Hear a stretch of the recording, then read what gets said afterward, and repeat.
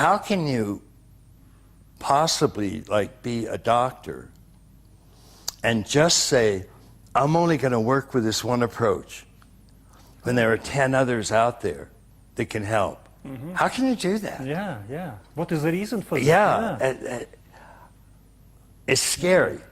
It's scary. So I really do feel that our all-inclusive, embracive, encompassing approaches are where we are now in evolution. And we finally have the means to do it. We have the communication capacity to do it. And fortunately, we're having a growing number of people that are at these stages of development. And that's the other thing to remember. These are actual stages of development. And that means these are not ideas or philosophies like deconstruction that you're allowed to believe or not. If this is a real stage of development, then to the extent that you develop, every human being will go through them. Every human being starts at archaic and goes through magic and then goes through mythic. And if they keep growing, they go through rational, pluralistic, integral, and higher. No exceptions. So these are there. These are really important. And so we do have that on our side. We do have actual integral levels of development. Only 5% now, but headed towards that 10% tipping point, and then will be as common 100 years from now as magic and mythic are. And so, wow, that will change everything. And this is high dream. For you, for me, for 100,000 other people. And let's imagine that we 100,000 people have unlimited possibilities to make this dream true. So we can get any resources, we can get any money, any social change, any educational, and so. So let's start. What shall we do? Can we dream together? Right. What shall we do? How to change this world if we can? Right. We can. The answer to that, the answer to that is, given the fact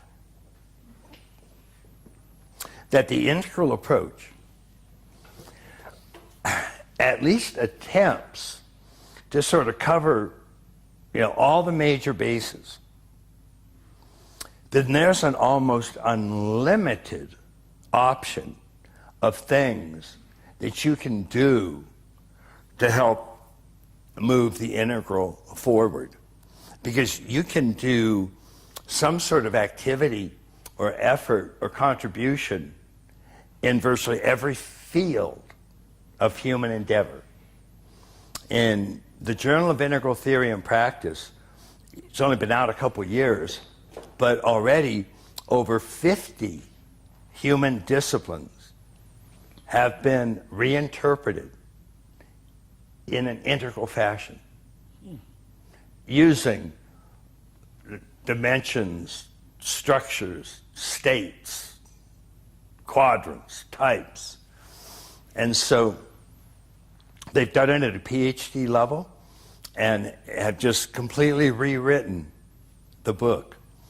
There's architectural digest, to give one quick example, carried a year-long article that each month had a very large article in it.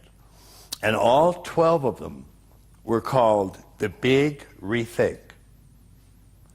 And it was a very sophisticated way to redo architecture entirely using an integral framework.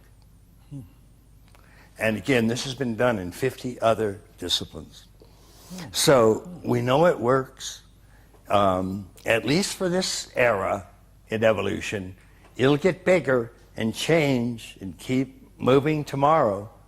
But for right now, we've got something that works so far and that we can actually use and apply to whatever our particular vocation might be.